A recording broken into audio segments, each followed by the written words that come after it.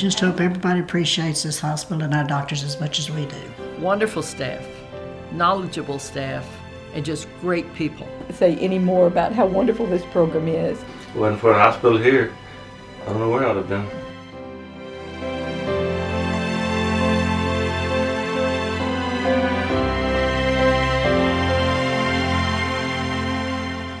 Wife and I both wanted a small town with a parochial school. Almost ready to go to Hallettsville, I'd talked to Dr. Harvey Ringer, Sr. At that time, he would guarantee $800 a month. But Dr. Richter was kind of gruff, was not a charming, hail fellow well met like Harvey Ringer was. But Richter called me up and said, "Watson, if you come to Yoakum, I'll guarantee you $1,000 a month. And then as soon as you exceed that in your net, you'll get it." So I was bought for $200 a month.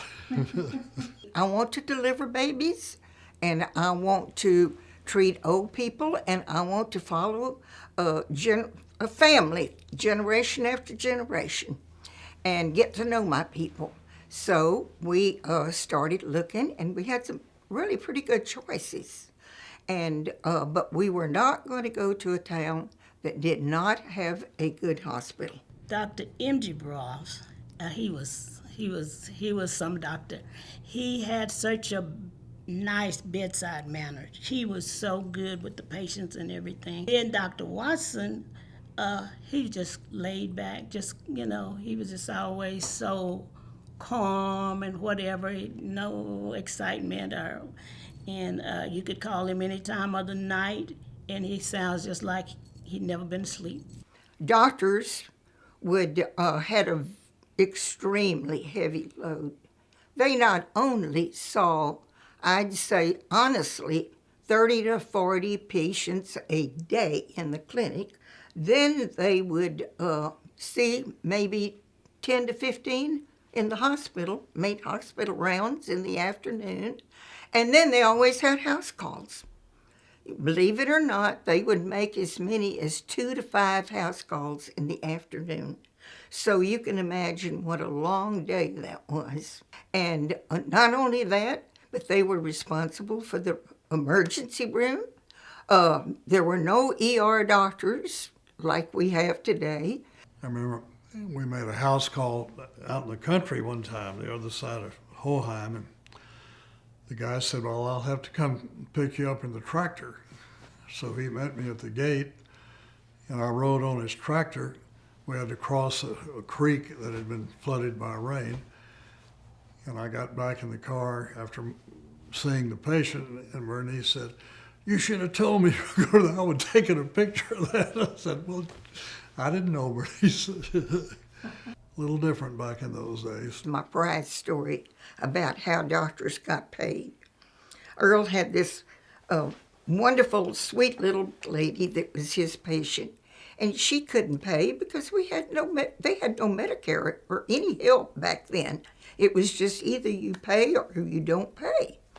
And so anyway, she kept telling him, she says, "Dr. Imshraf, I'm going to bring you a turkey for Thanksgiving." And he said, "Well, that would be a nice thing to do. We'd love it." And so one day I was in the kitchen, looked out the kitchen window, and here came this little black lady down my driveway with this great big old turkey with a string around her neck. I said, "Oh my, what am I going to do with this turkey?" And she says, "I don't know, but I told Dr. Ingerbrough I was bringing him one for Thanksgiving." I picked up the phone and I called Earl. And I said, and I'm a country girl, but I was not about to tackle what to do with this turkey, except cook it. And so he said, "Well, just take that string, tie it around that old mesquite tree, and give it some water." We had this lady's turkey for Thanksgiving. It was really very good. In administration, I worked with Sister Rayfield Stewart, and she later on became Sister Rose. When she wasn't with the hospital, we became friends still with her. I worked with Sister Pascaline Kutek, who was the director of nurses. Sister Magdalene Carpenter was the OB director. Sister Loretta in the kitchen. Now she could make cinnamon rolls. we all lined up for her cinnamon rolls on Fridays, and I love that. Sister Loretta would set up the dining room table for him. The dining room table actually was in the kitchen itself. They had a separate room. So she would set everything up, had wine glasses. They even got to drink wine back in the day, which I thought was kind of funny. And they served him a large lunch on china, which was strange to me because I'd never seen that before. And I was like, wow, they're treating these doctors very well here. One of them, Sister Loretta, was a great cook. One of my orthopedic friends from Victoria came up to do a surgery for me on a broken hip, I think. And she gave him a dozen fresh kolaches.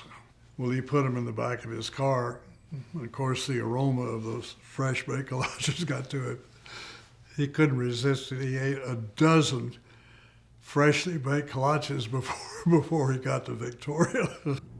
They were always strict about your scissors, having scissors. And one time, Sister Jonah Valk, which was the anesthetist, a patient had surgery and the patient came back, and Sister Jonah Valk asked me for some scissors. Why I didn't have my scissors? And she must have got on me. She got on me, and the patient was half asleep, and she goes, "Oh, sister, I'm sorry, I forgot my scissors. Sister, I'm sorry, I forgot my scissors." But from then on, I never forgot my scissors. I always had scissors in my pocket. Father Crom came to reside at Huth Memorial Hospital when his father died and no one was left to care for him. The Sisters of the Incarnate Word and Blessed Sacrament took him in as a chaplain, the resident chaplain. Of course, at times he was a patient, but he was a chaplain, he was a confidant, he was a friend. He was someone that anybody could go to and talk to at any time. Even with his quadriplegic state and all of his medical problems, he was such an inspiration. He would go visit every patient. And, I think the patients couldn't help but look at his situation and then theirs and say, I'm going to get better.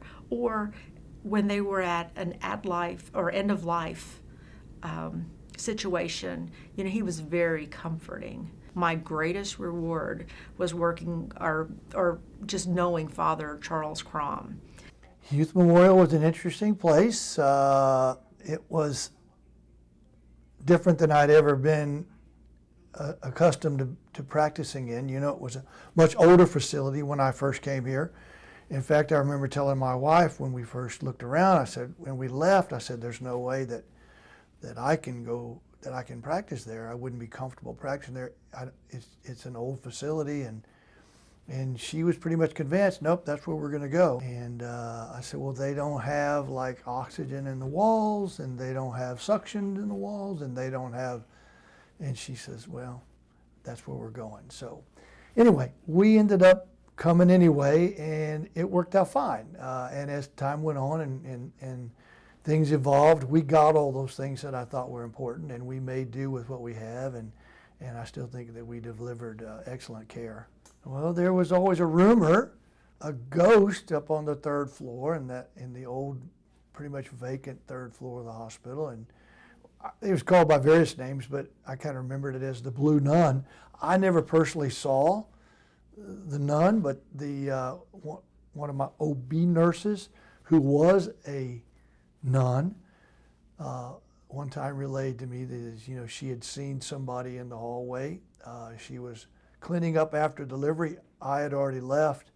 After the ladies delivered, they went down to the second floor where the nursery was and where the postpartum unit was, and so she was cleaning up afterwards, and she said she got a feeling like the hair on the back of her neck was standing up, and she looked down the hallway, and there was somebody standing down there, and she turned around and then realized that nobody should be there, and so turned back again, and it was gone. So You could hear voices, like conversation, coming down the hall, and you'd wait and, see if anybody was coming, and there was nobody there.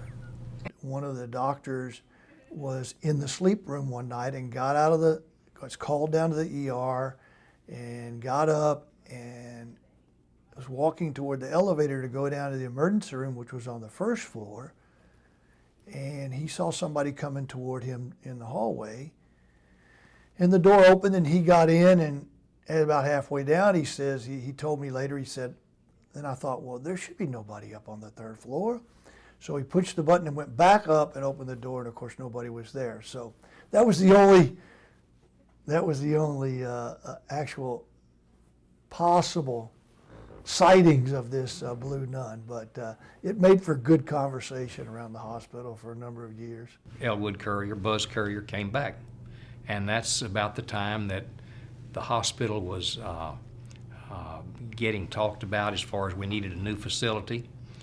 Charles Quinna came on the board too, Charles Sr., and he and I were at first opposed to building a new building. We thought it would be a lot more economical to stay where we were and remodel it, make it first class. Buzz called me in the office one day and he said, hey, you know, if we're so limited here on space, there are things we need that we don't have room for here. And I said, okay, well, I'll go along with it. It goes to show you that an insurance man and a lawyer are not always right. It was the right thing to do. It's probably one of the best things that's ever happened to Yoakum. When we moved over here, boy, what a change from going from 2-story to 1-story. I mean, it was a big, big change. People walk in and say, where's the second floor? Because, you know, all the rooms are numbered 201 or 202. So we don't have a second floor, but we just brought the numbers over with us. It was an adjustment when we came over here just because there's so much more square footage. We had a lot more area to cover as far as general nursing. But the nice thing about being over here is all of labor and delivery was in one department, where before when we would have to go for a C-section, we would have to take the patient and the monitor and everything from the third floor down to the first floor on elevators that sometimes didn't want to cooperate. So it was interesting. After we moved into this new hospital, I was then on the board, and there were some very challenging times. And what helped us more than anything to survive this was the affiliation with CHC, Community Hospital Corporation out of Plano, Texas. Mike Williams was the man in charge at that time, and he was a great asset to helping us make it through a kind of a detrimental transition. Yoakum is a freestanding, community-based organization in a rural marketplace. And those hospitals are challenged more so than any others in the country over the last 20, 25 years, and they continue to be challenged today. But what we found in Yoakum was a unique relationship. The Yoakum Hospital had recently been built as a replacement facility for the old Yoakum Community Hospital and was financed through the Yoakum Hospital District. A guy named Jim Whitty was the chair of the hospital district at the time. And it was Jim's commitment and the commitment of that board to pay off the debt of that physical structure, but they wanted to find a company who could bring some operating expertise to the table to make sure that funds could be generated to pay that debt off. What Yoakum community needed was a hospital that was second to none in delivering quality community care and that could be accessed by all. Community Hospital came on the scene with us in 1998. In fact, we were the first hospital that they engaged, and at that time we were struggling financially pretty severely, and they took over the management of the hospital, and they're the reason why we're still here, really. We went through a number of good administrators before we woke up one day and said, there's someone right here in this community that we need to put into that role, because she is committed to Yoakum, to the Yoakum community itself. She understands, having been a nurse, the clinical aspects of care rendering. She has relationships with the doctors, and that's when we put Karen Barber into the CEO role. Karen has been outstanding in her leadership because she understands. She doesn't want to go anywhere else. She's happy right there to continue building Yoakum to what it can be. Under Karen's leadership, the organization has been recognized on a number of occasions for a number of things, but on 2 occasions as one of the outstanding 100 rural hospitals in America. What I would want people to understand is, as a rural hospital, we have to be prepared for anything, because you may not have the time to travel 40 miles to a higher level of care. So we can take care of those patients here. We've had patients that have gone off because they feel like bigger is better, and they've gone to the bigger facilities. And then when they return to us for something else, they've told us many times that wish we would have come here first, because the care at Yoakum is as good as, if not better than, some of the larger hospitals. We constantly work to keep our staff up to date on training and ready for whatever rolls into that ER. They knew what they were doing in that ER. And the hospital staff always have had good work with them. Couldn't ever ask for anything better. The complete staff of the hospital. Our hospital is a vital, important part of this community. Without it, I don't know what we could do. In '94, we were one of the first hospitals in this area to receive our level 4 trauma designation. So, and we've maintained that status since then. Another accomplishment that we made very recently is we do have stroke designation, and that's follows a little bit like the trauma designation. Additional training for the staff and certain criteria that you have to meet, and how you treat those patients that come into your facility that are having a stroke. We can do teleneurology with St. David's, and that's been very significant for patients that are stroke patients that come in, because they come into our ER and within minutes they're being viewed and taken care of by a neurologist at a larger facility. And they just airlifted me, and of course I didn't want to go. I had no choice, going, and within 2 days I was back home. So starting here was a blessing. And that's critical for those patients, because if you're having a stroke, every minute counts as far as brain cells. We're just lucky we got a hospital like this, especially in a rural area like this in Yoakum. I cannot say enough about how you get treated here at this hospital when you're admitted. One thing I'll say about the staff is they love being able to take care of the people they know, the people that come in that are community, that maybe they're neighbors or maybe they're family, and it's rewarding for them to be able to help those people improve. And not just the nursing staff, it's across the board. It's anybody that you come in contact in the hospital. They're happy to be able to help you in any way they can. We try to treat everybody like they're our family and how we want to be treated. We even eat there a lot at the bistro. There are other good benefits. The bistro food is good. Other than the wonderful medical care, there's also good benefits of the hospital food. It's really good, and they do a good job. Love the Pink Ladies. They have so much energy, and they work so hard. We can call them and ask them to, even through COVID, we said, is there, the nurses are really struggling. You guys want to make some sweets for them? And it was just that day. They started that day. They were baking and bringing in cookies and sweets, and they're just very supportive. And they have a gift shop, and they're so proud of what they do, and couldn't say I love them anymore. I don't think a lot of people know that there is this beautiful little gift shop at the entrance to the hospital. And so I really hope that we're able to get the word out. And I always tell people when they come in and they don't, I don't know if and I say, hey, it's guilt-free shopping, because we're an all-volunteer organization. All of the funds that we make go back to the hospital. And so you can shop, and enjoy yourself, because you're actually doing something for your community.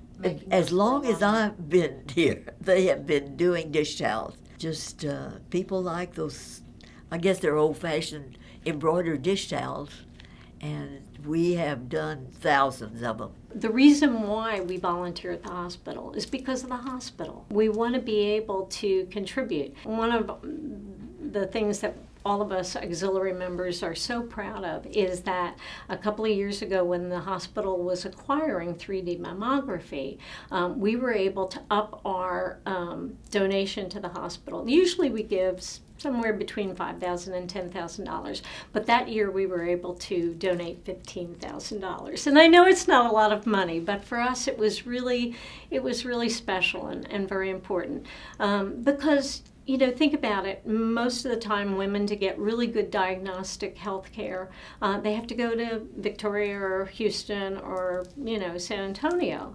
And by having 3D mammography right here in Yoakum, it's 10 minutes away. And so that's really important, especially for women's health. We started a program back in 2004 called Club Med. And we work with the local high school juniors and seniors that are interested in careers in healthcare. That program grew. We also now offer that program to Shiner as well as Moulton schools. And it's a great opportunity for kids that think they might want to work in healthcare to come into the hospital once a month, and we provide information on all the different careers that might happen. Not just the clinical careers, but other careers that happen within the walls of the hospitals. We've had several success stories of students who attended Club Med that have returned back in several of the different areas of our facility. So I knew I wanted to become a nurse, and it was just a matter of trying to figure out how far I wanted to go. So I do feel like it helped me. As she was saying about her grandchildren, I have young children, and I hope, although it's been 15 years, I hope we can continue Club Med on, because I hope I can give them that opportunity when they're also juniors and seniors in high school. We added 22,000 square feet to the hospital in 2014, and that includes our medical office building, which is our Yoakum Family Practice Clinic. We also added the New Horizons program, and we were able to provide a larger space for our physical therapy, which includes a therapy pool. New Horizons is our geriatric behavioral health program. We have an inpatient program, but we also have an outpatient program that's very active.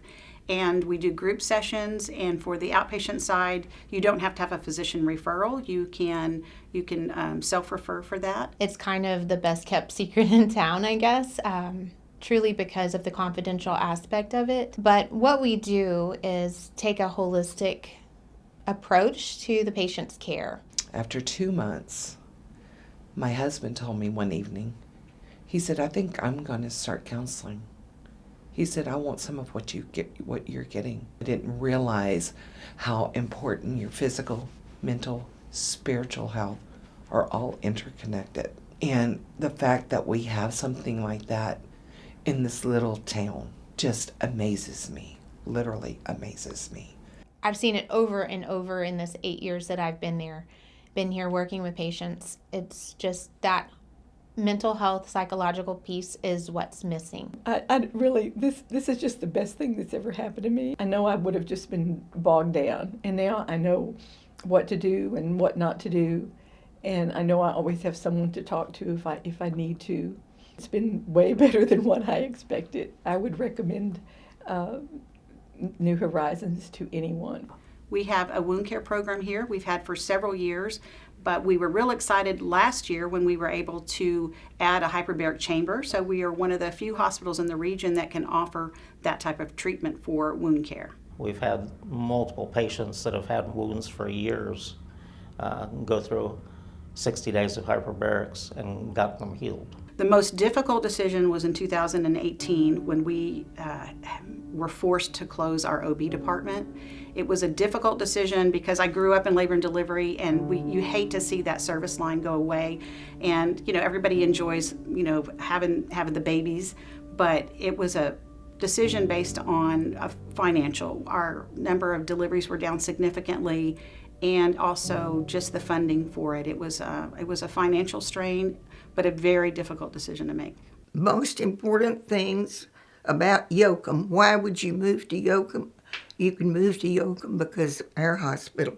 Small communities that lose their hospital, eventually you're not going to have new families or businesses wanting to come to town because healthcare is so important. We're very fortunate in a community our size to have the hospital, and to have a hospital that's as good as this hospital is, and as up to date as this hospital is, and that is managed as well as this hospital is. Obviously, we all are aware of the struggles of rural hospitals, but I really think the viability of the community is enhanced by having a healthcare facility in the community. The hospital plays a big role. I think the medical staff here plays a big role. I think we've been blessed with a with a superb medical staff for a number of years. We've been blessed by the fact that the medical staff has always gotten along very well in our community and are supportive of each other, which unfortunately in some small towns it's not always the case. Joined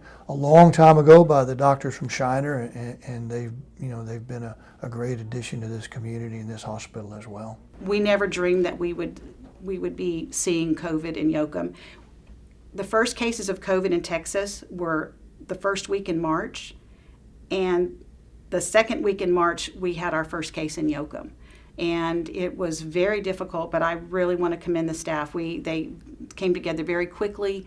We did everything we needed to do to take care of those patients, and it's been a difficult experience, but the staff has been amazing, and I couldn't say anything better about what they've done and how they've taken care of each other as well as the patients. So as I got to the end of medical school, and applying for residency, it was at that time that I started to think about, my future as a family physician. And, I think all along, I thought the best option, like my dream would be to come back to Yoakum. And so it was great because I approached Karen Barber and mentioned it to her, and she was just so welcoming and open, and it's just been such a positive experience with her, and I look forward to coming back here because this is where I grew up. These are the people that I know, the people that I love. The whole community means so much to me. I mean, growing up with my dad as the local doc, I can just remember all the times you walk into H&H or whatever local, the grocery store, and everybody just comes up to him and shakes his hand and, hey doc, thanks doc, and you just get that over and over. And it was kind of a no-brainer to me to say that's where I want to be. Those are the people I want to take care of. It's nice to know that we've got a young doctor headed this way that wants to practice in a small community. It's extra special, obviously, that she's my daughter, and that she's of all the places she could have gone to practice and all the specialties she could have chosen, she decided to choose family practice and come back to the community. I was pleasantly surprised, and I couldn't be more proud that she's coming back. Thinking back to when he would be on call at the old hospital, and I can remember, there were different times then. So as kids, my sisters and I, we would come to the hospital. He'd be on for the weekend, and we would go hang out with the nurses. The nurses would, let us watch them make slides, or they'd show us how to use the X-ray. And I can remember looking through the window of the nursery, watching my dad do a circumcision. All those things. It's like that was my first taste of getting to see him in practice. So then thinking about, coming back to actually work with him is just so special. I've gotten to do a rotation here with him in the clinic, and working with him side by side is just it's like a dream come true. I always thought of this moment, and now it's starting, and I'm looking forward to when I'm here full time. But it's just like, when we're standing next to each other at the desk in the clinic and patients walk by, and he introduces me as his replacement, I don't know, you just kind of get this feeling like, wow, what an honor. I'm not a young guy anymore, so, it's funny now that people are hearing that Courtney is in residency and she's going to be coming back. This morning I saw a fella in the office, and he goes, well, I hear your daughter's coming to replace you.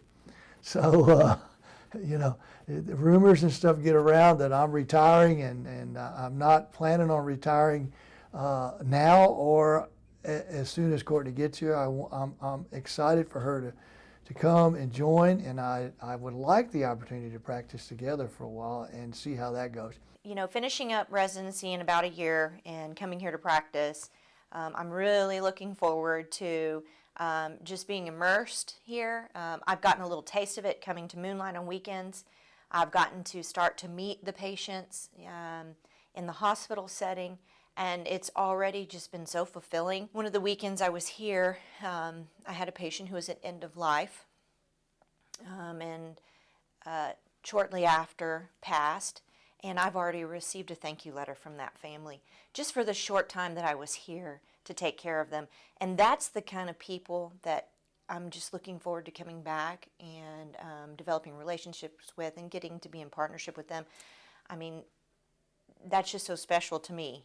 I think the future looks good. I think that our administration has positioned us well to, to withstand all the changes that are coming at rural hospitals today, and have put us in a good position to survive and actually to flourish. And so I'm very confident in their abilities, and obviously I'm confident in the medical staff's ability to provide good care. If I didn't think we were providing good care, obviously I wouldn't be practicing here. I wouldn't encourage Courtney to come here. So that in itself is a testimony as to what kind of medical care I think we deliver here. And I have patients come all the time back to Yoakum from the big city and say, golly, there's just no comparison with the care that they get, one-on-one care.